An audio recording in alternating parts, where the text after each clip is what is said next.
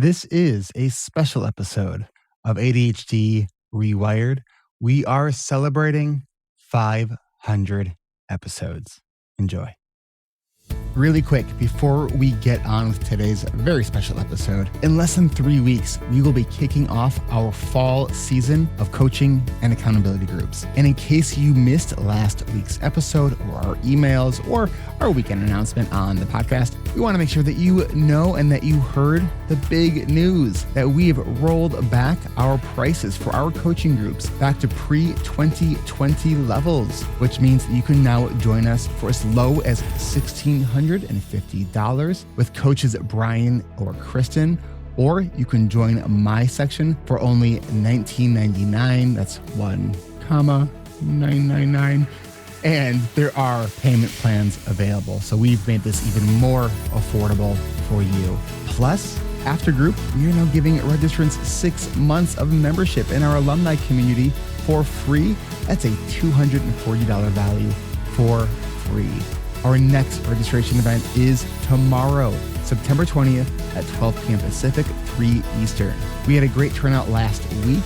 I don't know how the turnout was yesterday because I'm recording this on Friday and time travel doesn't exist yet. So with these new rates, if that sounds like something that you can jump in and do, don't wait. And if you are listening to this after September 20th, you'll have another chance on September 27th. Go to the website for the most up-to-date information and to start your pre-registration process. You got to get your name on that email list. You can do all of that at coachingrewired.com. That's coachingrewired.com. And if you have any questions along the way, please feel free to reach out to us at support@adhdrewired.com. The website again for all things coaching and accountability groups is coachingrewired.com. Now, on with the episode.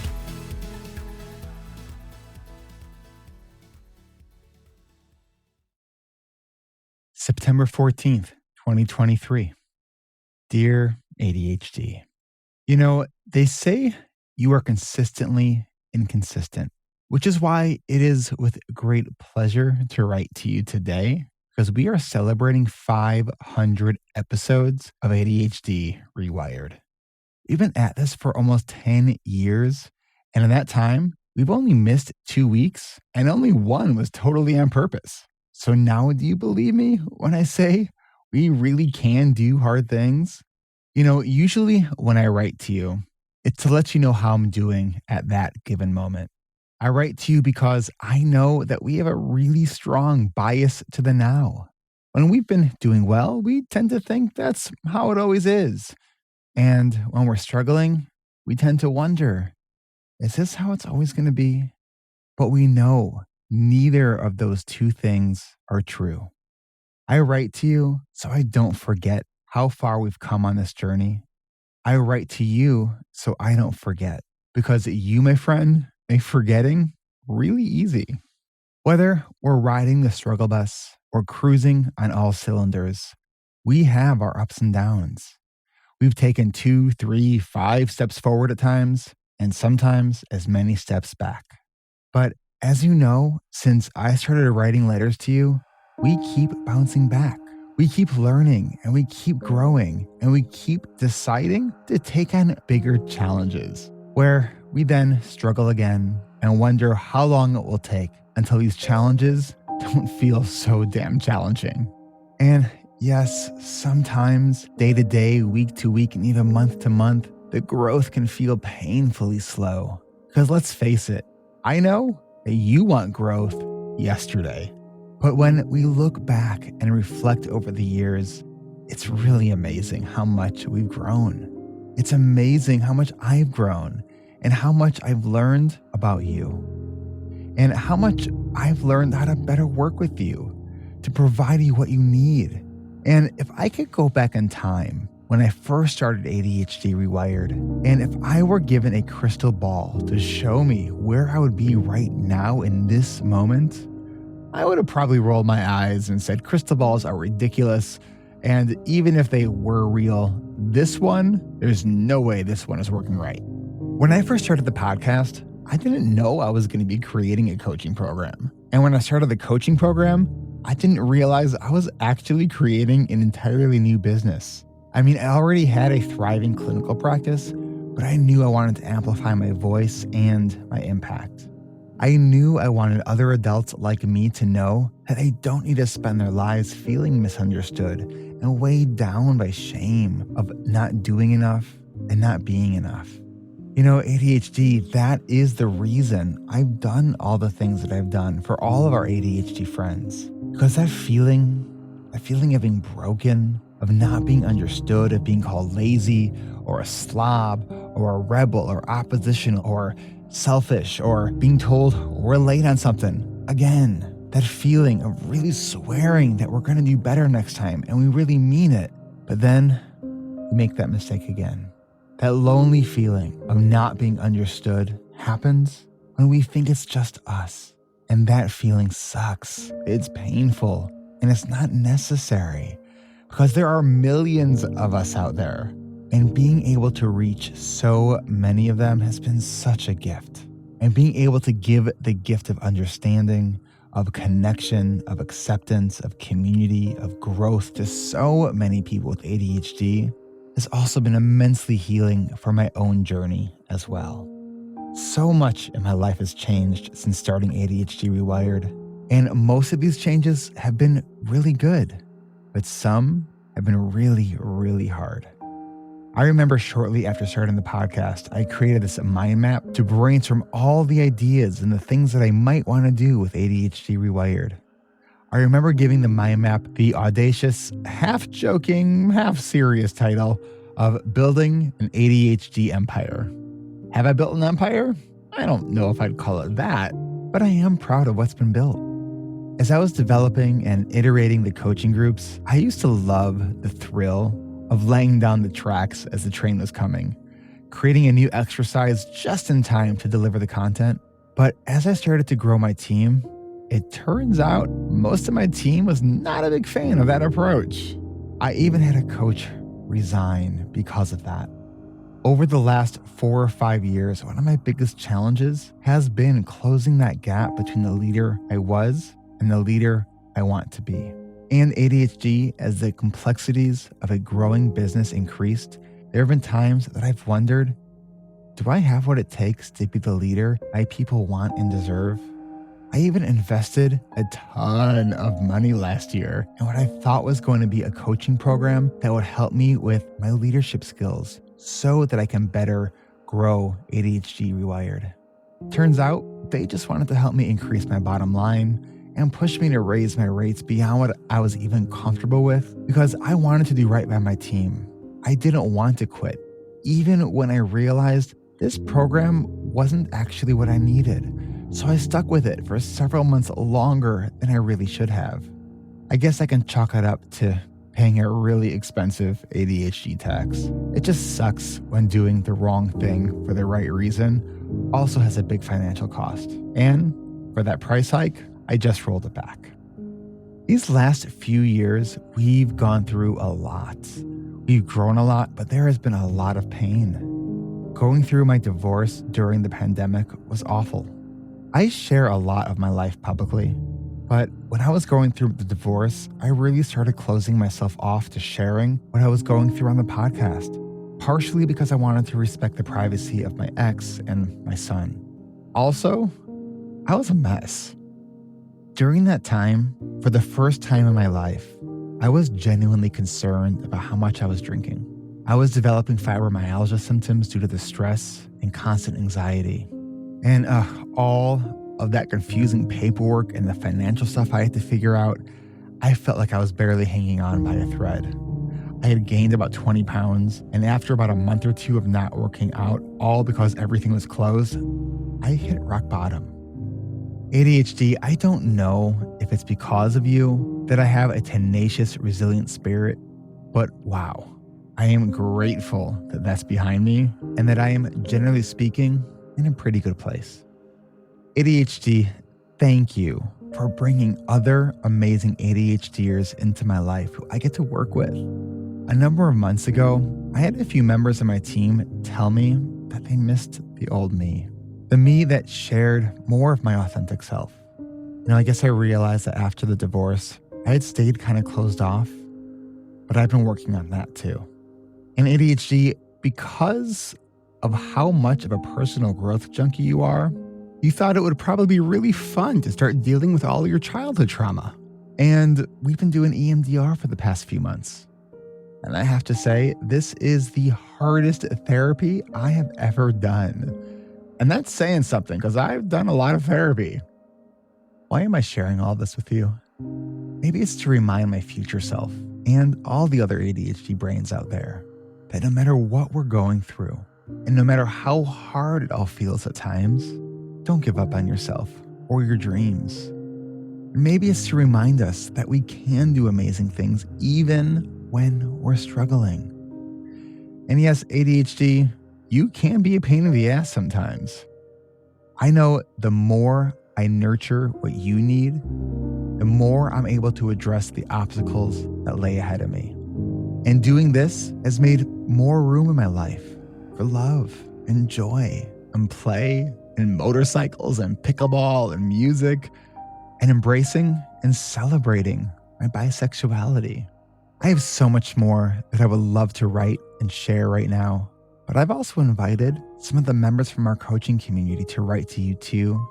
Now I want to ask them to share letters that they wrote to you. So that's what the rest of this episode is going to be. Other ADHD brains just like me and you writing letters to their ADHD with love, gratitude, and humility. Eric. P.S. Stay weird, and yes, I'll write again soon. I want you to meet Julie Deasing. I'm Julie Deasing, and I took the ADHD coaching program, began at the end of March of 2023. So these are letters that I wrote at the beginning. Julie, before you read your Dear ADHD letters, I was wondering if you could just really briefly share a little bit about what was going on before you joined and what led you to join the coaching groups. I went into the program because I felt like it was I've done so many other things and was looking for support. It really rang to me and was kind of a last-ditch effort. I really wanted to work through some of my challenges, especially in my work life and also within my family, and to address some of those things. I found incredible, wonderful support that I still am experiencing a couple months after finishing the program. So here it goes. April 12th, 2023. Dear ADHD, what the fuck? You have messed with my life on every level. I could be so much more without you. You are like a dark horse that comes riding up behind me to slow me down or to trip me up, and I fall so hard. I know there are gifts with you, but now as I try to pull the pieces of my life together to live in a better way, you just feel like a noose around my neck. I'm tired of fighting with you. Some days your grip is so tight, it becomes a struggle to get anything done and to be the person I want to be. But I have hope. I'm ready to do things in a new way. I'm exhausted from the shame I carry from being less than I can be. I invite you to be my friend and not my enemy. I wish I understood more about you when I was younger. Maybe then the challenges would not have been so great. So I'm putting down my sword, giving up the fight, and willing to be friends and see you as a quirky companion. We have a lot of work to do together. Go easy on me. Talk to me when you need understanding. Show me the good in this. Hold me when I need a loving parent to calm the little girl inside of me who never feels enough. Reach out to the adult inside of me and help me be compassionate to my daughter and her challenges. Most of all, help me find peace in the day-to-day. May the little things stay small and give way to a meaningful life. Thank you, Julie. Go ahead and read your second one. June 5th, 2023. Dear ADHD, I'm feeling less angry at you now than I did when I first started this group journey. I understand you better and have more compassion.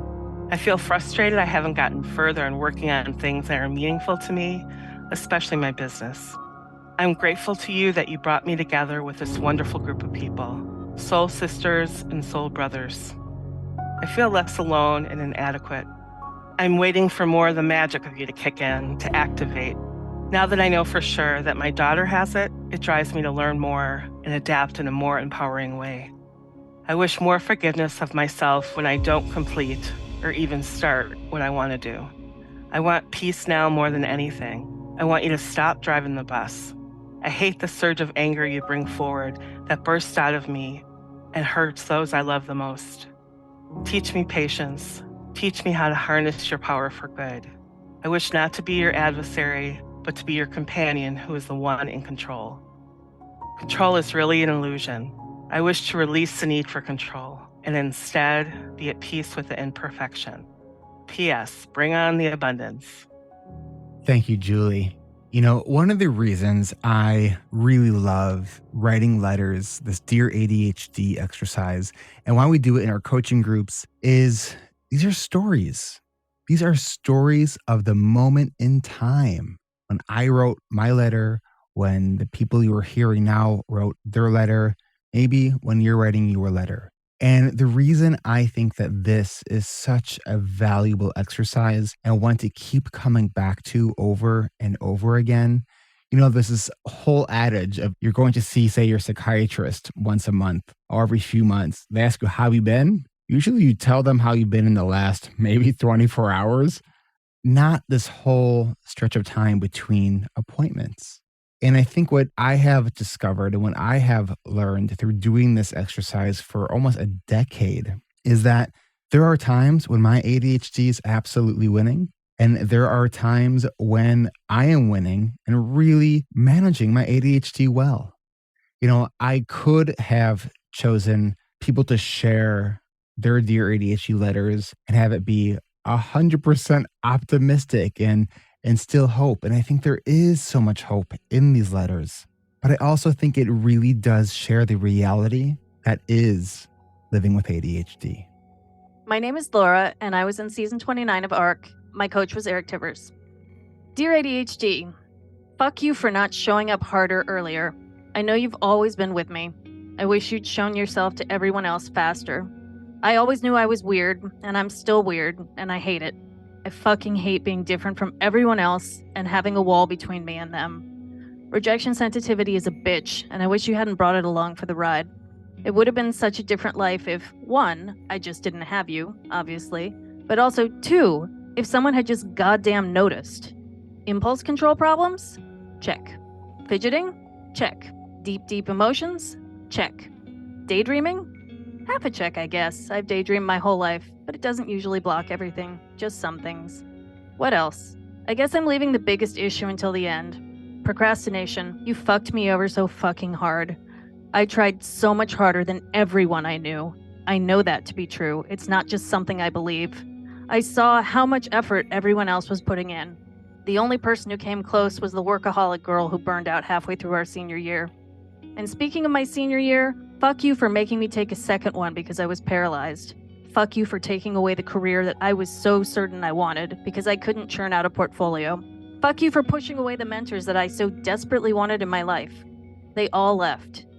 Everyone left except for my parents. Every adult, I mean. I am so grateful that I still have 3 people left. 3 fucking people. I can't believe it's only 3, and I wish I had more. The biggest fuck you goes to the psychiatrist who decided I was just depressed and med-seeking and told me to go to therapy. I knew something was wrong, and he just didn't care. He was ignorant. He did diagnoses for a living, and he didn't know about ADHD in girls. Just because I didn't have the stereotypical little boy symptoms, I couldn't possibly have ADHD. I tried to get help. College and adulthood could have been so different. After college could have been so different. I could have not been waiting tables. I could have had an internship. I could have had so many different things happen to me. I could have had a legitimate white-collar career. I don't regret doing my 2013 through 2017 job in the slightest, but I could have done that to a much fuller extent as well. I could have fucking kicked ass. Not to reference someone I wanted to be like, until I didn't. But that's an aside. I had everything it took, except for the ability to stay on task, stay focused, stay on top of admin work. I could have had it all. I haven't written to myself in a long time, much less my ADHD.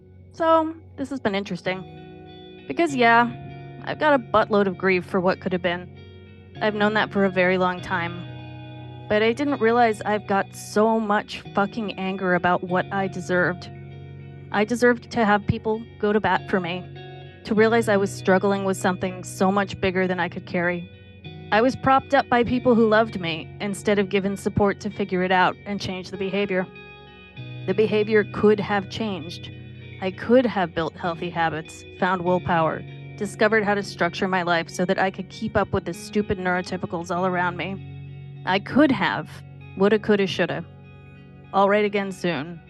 Sincerely, me. P.S. Next time I hope I won't be quite so goddamn mad.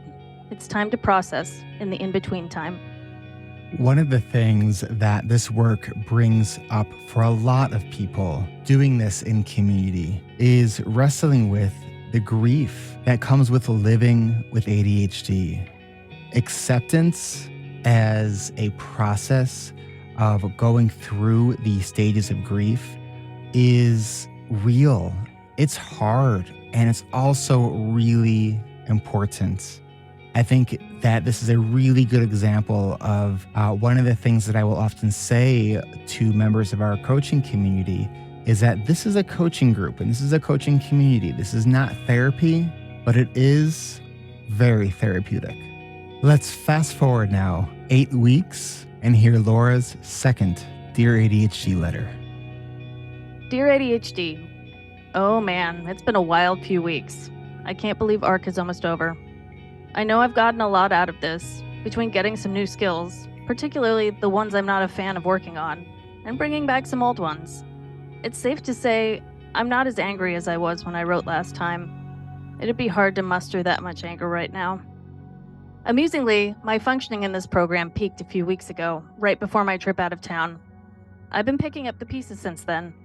Just overly tired, foggy, out of sync. I know things aren't going great when I can't bring myself to clean the kitchen right before bed. But anyhow, that's all beside the point. The point is that you're definitely here, but we're coexisting right now. I'm not mad. I'm too tired to be mad. I just know you're here, and I know you're slowing me down a little more than normal, and that's okay. We're just taking things day by day. I feel like the biggest improvement in my ADHD has actually been emotional regulation stuff, even though that's tangential to all of the planning and productivity. My rejection sensitivity is significantly lower. I'm not terrified that absolutely no one likes me. I mean, the thought still crosses my mind, but it actually disappears sometimes. I feel like I'm in a place where I'm accepted, both with people individually and within the ADHD community. I also feel like I've made emotional strides by learning to regulate my social energy better. As always, ADHD continues to be exhausting, but the heavy emphasis on priorities has made everything so much better. I've actually seen friends recently. I'm working on boundaries with my family. I've been proactive and more positive. I guess that's the biggest takeaway.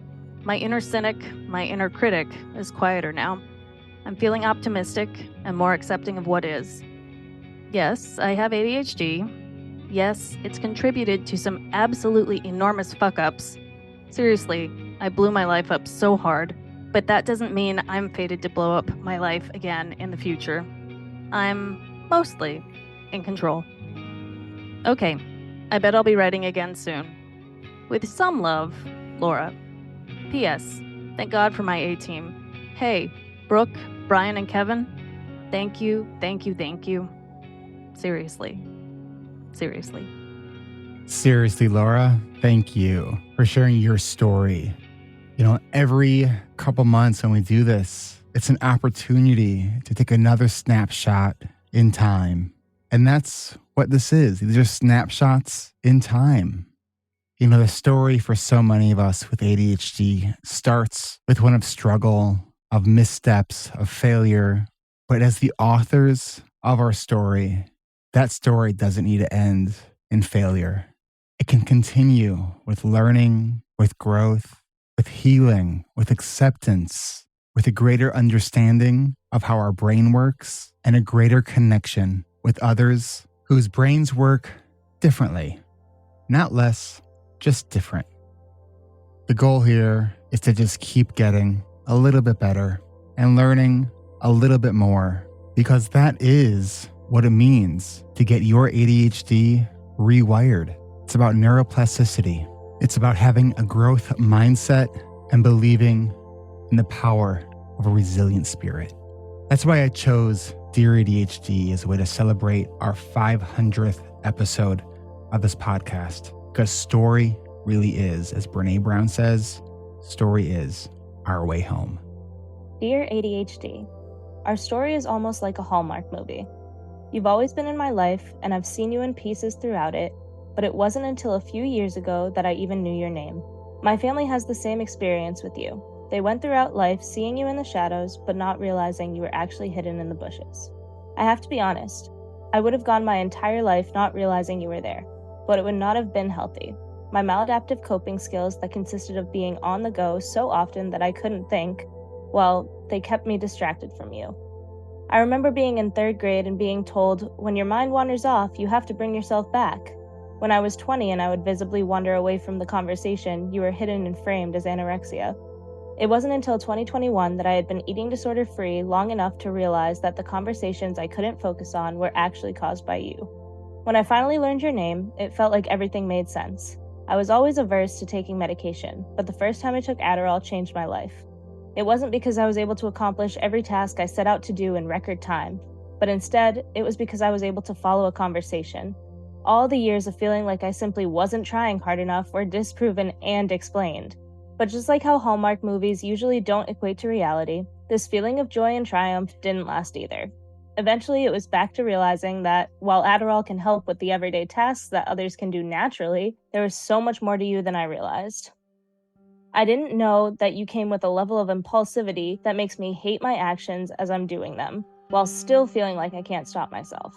I didn't know that just because I can sit and do something for a long time, it doesn't mean I can get the task done any faster. In fact, I think you somehow managed to make the task take longer than it would have if you weren't in my life. I'm sorry, but I honestly wish you would have never come into mine or my family's lives. You know, that's another thing. The way you are able to make me feel so distant from my mom and make me feel so ungrateful toward my dad for something you've done is actually infuriating. You told me your name, and shortly after, my parents realized they've known you this whole time as well. I always joke that my mother and I are clones of one another, but you provide all the traits that separate us. I watch her struggles with you, and it makes me feel invalidated. That woman lived through leaving school and coming back with all but 3 kids having been taken to prison to be killed or tortured. She went through a period of going to bed at night fully clothed, including coat, boots, and glasses, in case she was to be taken. Yet, with all of these moments of trauma, they are not the things that plague her. You are. So why is it that I was the one who kept having to drop my life to go to eating disorder treatment? Why am I the one who experienced so much in life that, while you feel like a debilitating parasite at times, you are still not the most debilitating thing I have had to deal with? I watch her and I feel like the struggles I have with you are so invalid. I feel like I should be thanking you for being so kind as to give me the good side of things. While Farah shows up 30 minutes late, I arrive 30 minutes early. Sure, I'm not making anyone mad, but watching the clock go from 40 minutes to 39 minutes, while I panic that I only have 30 minutes to get there, it's exhausting. I don't mean to be this anxious. I just truly believe that I will be late each and every time. And then there's my dad. You've been here long enough to realize that we don't have the best relationship, but boy do you show up in our lives similarly. He doesn't officially know your name yet, but what prevents me from being a carbon copy of my mother shows up in the way you act with me and my father. Every time I think about his impulsive traits, his inability to sit through a serious conversation, or his need to dive headfirst into work and not come out until he has no breath left in his body, I think of all the parts of myself that I hate. That is, the parts that you introduced. While I try to mend my relationship with him, I feel like I have to scream at you. Why do you do this to us? Why do you make us feel this way? It's not fucking fair, because you're not fucking fair. I shouldn't be struggling to do well in school because I can't walk. Those two things should be mutually exclusive, but they're not. Not for me, at least. You really have no regard for your actions. Do you understand how many layers of a person you break down with every little piece of yourself you input in another? Do you even care? I've had many struggles in life, and I've gotten through most. While I went through those, I wasn't sure if I would ever see a world where they were under control. Right now, I don't see a world where I am in control of you. I sit here trying to convince myself that it will happen, but I don't see it. I'll write again soon, hopefully when I am in control. Worst regards, Ariana. As you can tell, there are lots of ups and downs in our ADHD journey. Ariana's journey is still going on, just like all of ours, but she is currently in this season of coaching groups. And when this episode comes out, she, I think, is a day away from actually writing her second letter. So she jumped in to share her first letter. ADHD doesn't just impact our productivity. It impacts our family. It impacts our friends. It impacts how we experience all of the things that we are trying to do. As you'll hear and have heard listening to this podcast, that ADHD can often intersect with us in ways that result in trauma. But I think through sharing these stories and hearing each other's stories, it brings us together to connect. Because it's one thing to intellectually know we're not alone. It's another to journey with others and really feel it. Because you know what? I think sometimes it's okay to say that living with ADHD sucks sometimes, and it's really hard. One of the things that we see almost every single season when members are sharing their letters is this. Dear ADHD, fuck you. I hate you. You suck. Go to hell. You make me miserable. You make everyone else miserable. Fuck you. The end. Everybody deals with ADHD a little bit differently. But this theme of grief comes up again and again. So you're hearing some of the anger that can sometimes come with this grief of having ADHD. What I want to encourage you as a listener, especially if you're new to ADHD, is it's okay to feel that anger. It really is. Just don't get stuck there. If you do feel stuck, reach out for help. Okay, so here is the next one, which I wrote towards the end of the program. It was March 16th of 2022. Dear ADHD, I'm still fighting you, and sometimes you win, but I'm not giving up. Last night, I lost about 2.5 hours to your gravitational pull. But I guess the fact that I know approximately how much time you had me hooked and that I was aware of the plan I was not following at that time is progress. And when I was done being sucked in, I made relatively good choices, which is progress. 2 steps forward, 1 step back still gets me where I'm going eventually. My life might not be everything I wish for, but it can be happier as I learn to stop aimlessly following your whims and to start being in charge of myself and my path forward. Next, we're going to hear 3 letters from Emma Smith. Managing ADHD isn't just about managing ADHD. It's about managing life and all the shit that life can throw at us sometimes. Emma went through our coaching program in the spring, and during the course of the program, she made a huge, unexpected discovery. So my name is Emma Smith, and I'm a very recent alumni of the ADHD reWired coaching groups, having graduated the most recent session, 32. And I have 3 Dear ADHD letters to present. So during this time, I started the session not knowing, but definitely having breast cancer, and then discovered that throughout the course of the coaching, and got to actually process a lot of big feelings in these letters. I'm really grateful that I had this coaching group, and I feel like I am able to deal with all this bullshit in a much healthier way than apparently is the norm. I keep on getting told kind of what a freak I am, but thank you for enabling me to be this freak who's like handling my breast cancer, I guess, surprisingly well. So this is my first ADHD letter, dated April 11th, 2023. Dear ADHD, you have always been with me, directing me, even when I had no idea you were there and assumed I was the one in control, just not in control. You've made me extraordinary in terrible ways, but I think you're what makes me incredible too. You've been my master, but you are blind, and our journey has been perilous. Following you has cost me so much and taken me so far from where I thought I could be. It's terrifying to gaze back at how far I've wandered and look down at how little I have to make my way forward. But forward is the only way. And I am not completely without tools or the scars of experience. So it's time for us to navigate the path together, with my hands holding the reins and eyes fixed ahead. Our fates are tied together, and I wish for a better one, so I have no choice but to drag you along with me. Not drag, that won't work, but I must become the master, the tiger trainer.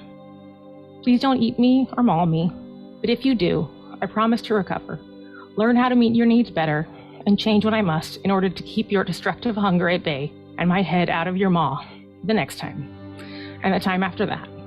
I will keep trying with you, for both of us, even as I lay bleeding on the floor. I'll write again soon. Sincerely, Emma. Second Dear ADHD letter, dated June 4th, 2023. Dear ADHD, I think I see you better now, not a tiger but a fire, curling around and within me since birth. My enchanted flame, never extinguishing and forever hungry. A brightly shining light and the combustion in my engines, but also the destroyer of my world, burned up in 1,000 of your little blazes while I imprison myself in shame, trapped under the ashes. So have I learned the right pyromancer spells to bend you to my will and grant wishes long forgotten? Is our shelter made of sticks and straw or brick and cured mortar? Can a tiger shed its stripes? And what is that flickering beacon up ahead, so much closer than it was before? I thought I'd glimpsed you dancing in the forges of industry, stoked by a smith becoming skilled and supported enough to rebuild from the wreckage of a ruined life. Alas, to my horror, it started to look more like a funeral pyre, or some mangled body that convulses and smolders from the inside out. But perhaps, I hope, it's only my watering eyes that deceive me, as I approach the rumbling engines of my rocket ship igniting for flight. Though still, I wonder, can the infernos of hell be a cleansing fire, or are they just another killing kind? And what could it be like to survive such torture? Would there be anything left I recognize under the scars on the other side? Is that curious new flame fate's final warning, that a path to meandering through purgatory may never lead to redemption? Or is it the first herald of my descent? Has the seed of it been quietly germinating in here with us, or did an ember from your dysregulated burning spark it to life? Perhaps the smoke from scorched earth poisoned my fields as they lay fallow, the corruption seeping deep and cauterized by shame. Am I the mother of this abomination knocking at my heart? And if it erupts from my chest unbidden, can I dampen the blast or shield my family from shrapnel as my brittle cage shatters? Giant sequoia seed pods only open with fire. So too I've heard of dragon eggs. And apparently chemo triggers early menopause. So could you apprentice with me in alchemy, mixing your strange fire with this new one to smelt gold from ashes, poison, silver, and pain? I know there's no escaping unscathed from the fallout, but I'll anoint the radiation burns with some yet unknown salve of strength, ingenuity, and incantations of love. Maybe what follows nuclear winter is an impossibly radiant spring. So I won't let fear drown me while awaiting fate's answer, but just prepare for my apocalypse, stoic in ignorance and floating in limbo, catching waves of lightness and dread. And if the hands of my clock aren't yet poised to strike midnight, well, to live would be a great adventure. So I hope to write to you again and again and again. Sincerely, Emma.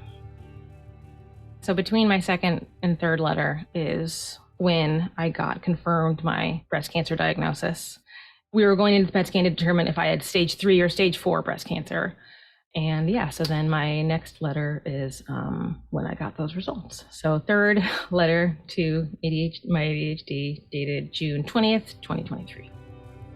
Dear ADHD, the hands of my clock are not yet poised to strike midnight. Bitch, hell fucking yeah. Though now begins a trial by fire, fortunately, that's a specialty of ours. Our primitive structures have not shattered, and each day we are surrounded and supported by more and more love. Regrettably, we must endure that which I will defiantly survive. Bravely I will fight, gracefully and gratefully I will stretch and leap to recover. If I can't have tits, I guess I'll be an alchemist. So let's kick cancer the fuck out and start living this stupid adventure. Sincerely, Emma. Dear ADHD, we're going to take a quick break, but we'll be back soon. Support for ADHD reWired comes from our award-winning coaching and accountability groups. You can learn more at coachingrewired.com. And we're starting in just a few weeks. So are you time blind, struggling with planning your day, week, month, or year? Are your routines non-existent or at best inconsistent? Do you have a hard time saying no to other people, but you're ready to start saying yes to yourself? Whether you're new to ADHD Or you know what you need to do, but without some external accountability, you can't seem to get yourself to do the things you want and need to do? Then join us this fall for our 34th season of intensive coaching and accountability groups. What makes our groups different? We've been doing this since 2014. So while we're always iterating and improving, we've been the industry leader in group coaching for adults with ADHD for nearly a decade and have worked with well over 1,000 people just like you. What else makes us different? While most programs meet once or maybe twice a week, we meet 3 times per week for 10 weeks in groups of no more than 12 people. You'll also meet twice a week with your smaller accountability team, which consists of up to 4 members from your group, and you'll be checking in daily about your daily progress with your team. What else makes us different? We understand that ADHD is a lifelong condition, which is why we offer ongoing support in our thriving alumni membership community, which has both coach-led or peer-led sessions every day of the week. So whether it's our weekly planning, journaling, and discussion sessions led by me on Tuesdays or Coach Kristen Martz on Mondays, or the goals, planning, and actions session, or GPA for short, led by Coach Brian with a focus on monthly planning and implementation, or our weekly peer support sessions, or our parent support groups, or meal planning groups, or writing or creative co-working sessions, or cleaning co-working sessions. We have all of these things and more for our alumni because it's what our alumni asked for. Join our coaching sessions this fall, and you'll be able to join us during your coaching season for our annual 5-week series on yearly planning to help you get your 2024 off to the right start. And did I mention we're including 6 months of membership in our alumni community for free when you join us this fall? And did I mention that we rolled back pricing to make it even easier for you to invest in your personal growth? Come experience the ADHD rewired difference. Go to coachingrewired.com to see dates, time, section availability, and other details. And be sure to add your name to the interest list so we can send you your special invitation to start your pre-registration process so you can join us at our next registration events coming up tomorrow, Wednesday, September 20th at 12 p.m. Pacific, 3 Eastern. Can't make it, or it's after September 20th and time travel hasn't been invented yet? Then join us on September 27th at 10 a.m. Pacific, 1 Eastern. These also might be our last 2 registration events, so don't wait. Get started now by going to coachingrewired.com. That's coachingrewired.com. Have any other questions that you can't find on the website? Please email us at support@adhdrewired.com. But start at coachingrewired.com.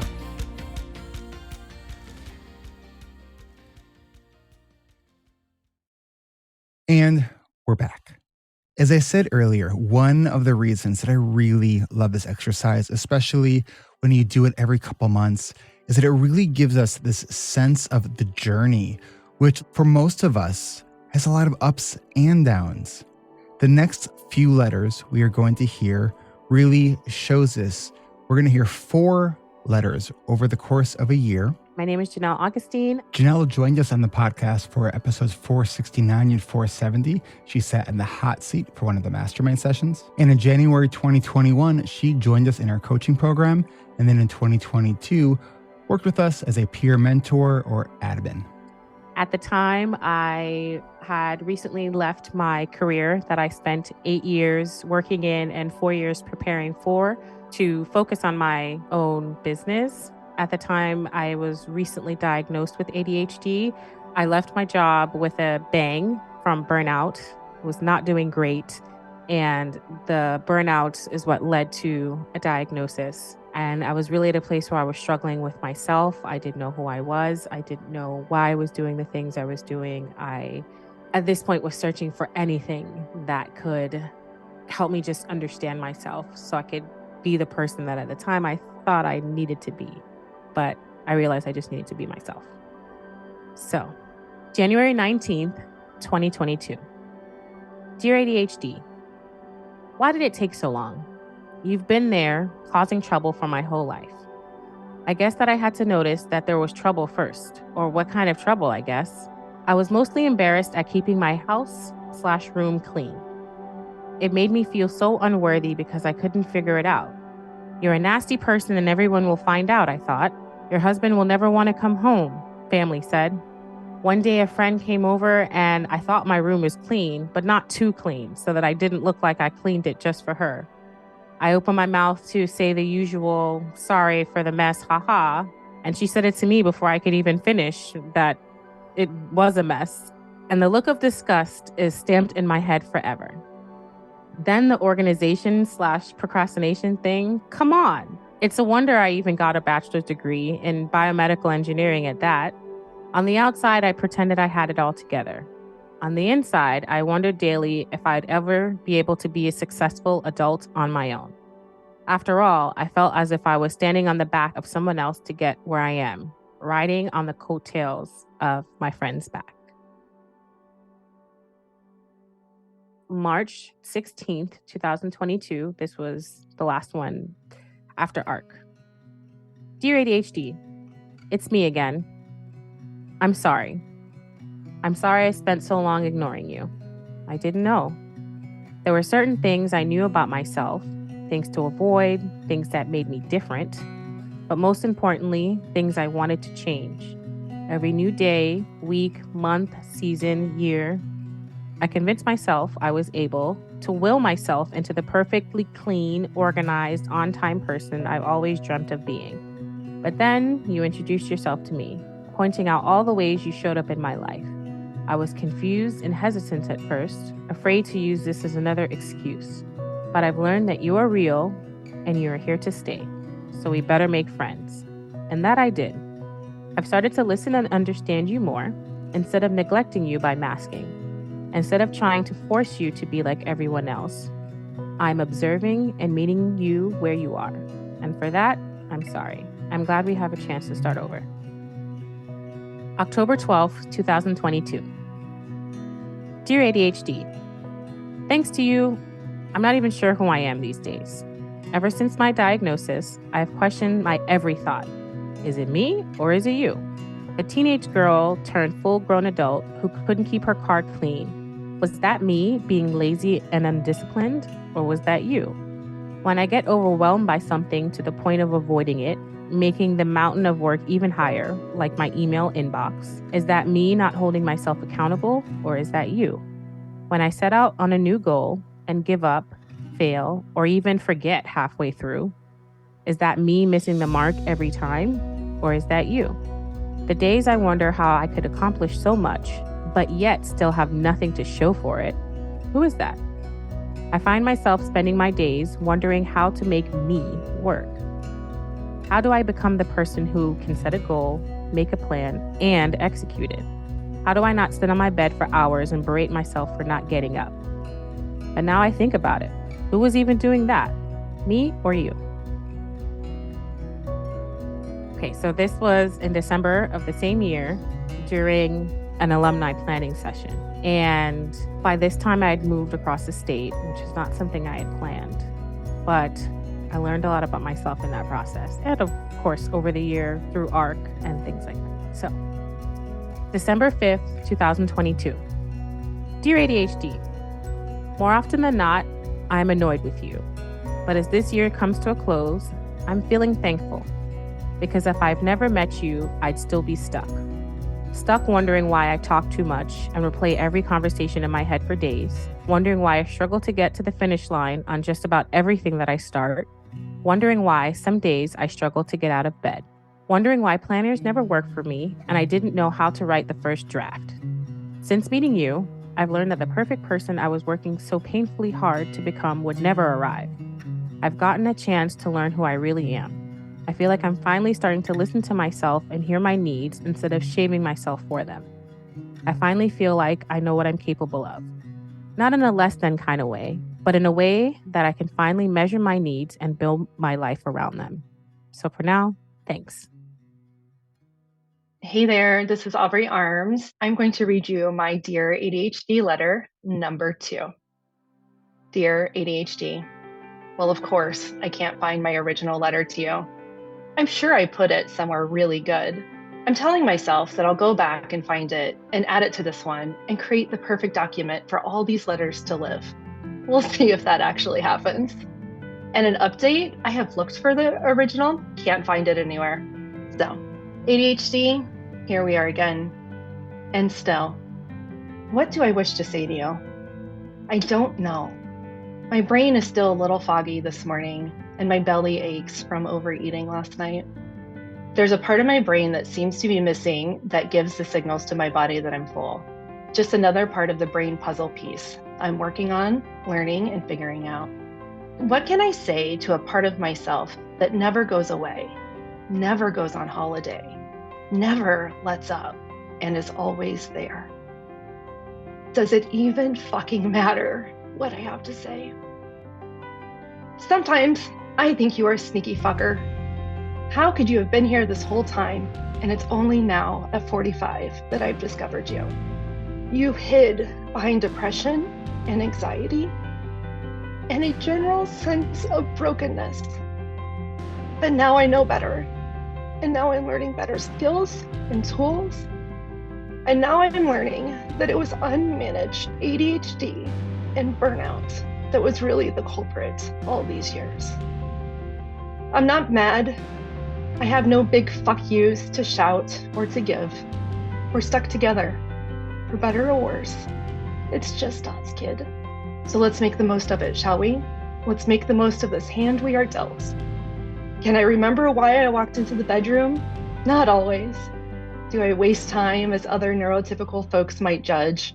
Yes, very definitely, yes. And perhaps it's time to move on from being wrapped up in wasting time and just accept that I need more time. I need more time to process. It takes me longer to do certain things, and that's okay. Yes, I do think it's time. Time to move on from and let go of all the ways I have judged myself for not being able to do things quick enough, for all the ways I have failed or let myself down. I'm working towards letting go of all the hard judgments and extreme pressures I put on myself. It's time to move into loving every ounce of myself, quirks and all. So ADHD, let's make this next chapter one of a grand adventure, full of fun and wonder and discovery and living life to the fullest. What do you say? Are you in? Your humble student, Aubrey. The next Dear ADHD letter is actually my third, and it was written approximately a month after the one I just previously read. Dear ADHD, it's so hard to think of you just by yourself, rather than the entwined neurospicy twinness of autism. You are both a 1-2 punch that some days, or weeks, takes me out for the count. That aside, I can see how we are starting to work better together. I no longer rely on my brain and memory to remember things, and I don't get upset when I don't remember them. I am more organized at putting things into my reminders and using timers with Alexa to remind me of immediate things. Even my husband the other day was impressed when the timer went off so I could remember to do something. Sometimes you really agitate and annoy me, ADHD. Like when I was staining the expensive wood trim for our kitchen.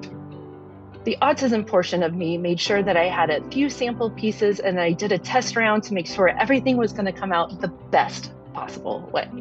Then, as I was doing the real deal on the third round, at the last moment, literally on the home stretch, here you come like a wild hair up the ass and was like, let's do it a different way than what we had planned. And whoosh, just like that, we were doing what you wanted to do. And you fucked it up, you little fucker. You fucked it up and there was no fixing it. All of the effort and time of doing the test version was wasted because you couldn't stay the course. So there are those days. There are the days when the igniter and activator button is broken, but I am getting better at finding workarounds. I'm also getting better at realizing that a lot of the paralysis and procrastination is really about calming my nervous system. So I allow myself to have extra time outside, lying on the ground, feet on the ground, in the sun, just allowing myself to ground and calm my nervous system. Just last week, In a time of overwhelm, I saw a major breakthrough moment. Overwhelmed, my head was spinning and I was looking around at everything that swiveled back and forth, not knowing what to do next and where to start in my overwhelm. And all of a sudden I hear myself saying out loud, "What's the tiniest thing I can do right now?" on repeat. This let me take some small actions that allowed for the overwhelm to subside.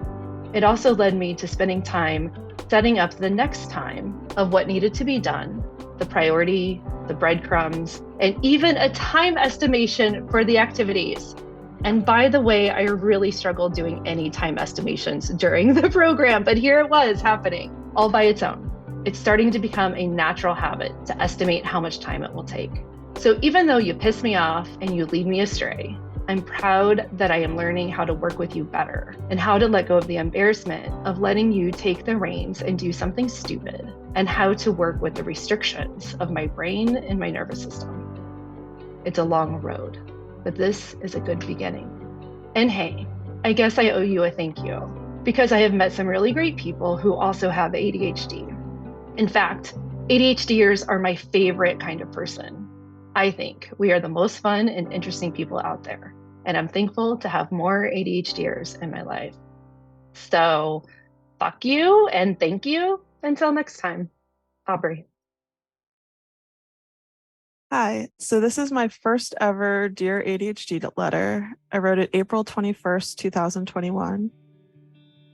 Dear ADHD, I have mixed feelings and it's not all gratitude, but the truth is I am so grateful for the life I have because of some of the ADHD qualities of mine. It's hard to even quantify all the ways ADHD has shaped my life.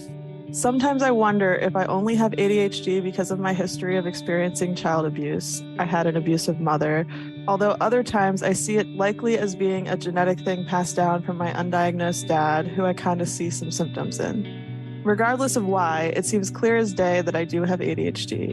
ADHD has caused me to be really good at things I'm interested in and to invest so much more time into learning about things I'm interested in or on hobbies I'm interested in. And it's resulted in so much of what makes me that it's impossible to imagine who I'd be without my ADHD. That's like saying I wish I wasn't asexual, I wasn't a cis woman, I wasn't a bunch of other things that make me. I can't even fully picture it at all. If it wasn't for my ADHD, I wouldn't be as wise as I feel I am about grief and loss. I wouldn't be a podcaster. I wouldn't have created all the hundreds of fan videos I've made over the course of my life. I wouldn't have the amazing joys fandom has brought me, and I wouldn't be such an asexual and aromantic activist in the ways that I am. I wouldn't have my history of super thorough atheist and non-religious related knowledge I have too. I can't even imagine how different my life would be. I'm on my path to becoming a foster parent, and I wouldn't have so much knowledge already, years before becoming a foster parent, on how to be such a good parent to a kid who's been through the trauma that all children in foster care have been through. My hyperfixations on this topic is just such a useful thing that will make me such a better parent. I even was hyperfixating on relationship stuff in a way to make it so this new relationship I'm in now, for barely over a month now, will be the healthiest and best it can possibly be, because I'm so interested in understanding how to do it and what went wrong for me before. My ADHD, I think, is helping me have a healthier dating life despite what people always say about ADHD ruining relationships. So today, I mostly wanted to say thank you. Signed, Emily. So this is date January 18th, 2023, 1.5 years later. Dear ADHD, I find it hard a lot of the time to separate out the trauma responses in me from the ADHD tendencies, or things like sleep debt, lack of executive functioning, versus just normal for ADHD struggles. This is definitely my most emotional and difficult Dear ADHD letter yet. I guess the other times that I had written them in this coaching setting, full of excitement for newfound community, maybe they're so positive because I'm coming off the heels of practicing being proud of myself with our 100 successes exercise. I don't know. While most people find this exercise super rough, in the past what I focused on was more positive about how ADHD influenced who I am and what I've done in my life. But yesterday, a fellow ADHDer in the alumni community on my peer accountability A team was trying to compassionately ass-kick me around my chronic lateness when it comes to my morning exercise classes, but she veered too far into what felt like shaming me, and it made me cry. She had the audacity to bring respect from my teacher and my classmates into it, as if the reasons I'm late are about not respecting these individuals. I felt very defensive, felt sure there's no way I'm hurting them, with the very minimal distraction of getting into the pool late. Of course, for the way her ADHD manifests, a person arriving late is quite the large distraction from her focus on the class. Anyway, we had a healthy resolving of the conflict, but I wish all this didn't have to be so hard. I wish I still didn't have shame triggers around so many small little aspects of my life. I wish society could understand that struggles with lateness are a common manifestation of ADHD and not a willful choice or character flaw, especially in mornings when you're one of the 78% of people with ADHD who also have a delayed sleep phase. I realized as part of my processing this being shamed over my lateness situation that my coach's advice to not apologize for being late and instead say something like, "Thanks for your patience," was not advice I was yet following when it came to my morning aqua fitness classes. I am very much still in the apologetic state, but I could translate from "sorry I'm late" to "thanks for being understanding that I'm still struggling with my mornings, but I'm working on it." And in happy news, after that discussion in my A team, I did indeed make it to class this morning only 1 minute late, which is much closer to on time than I've been in a very long while.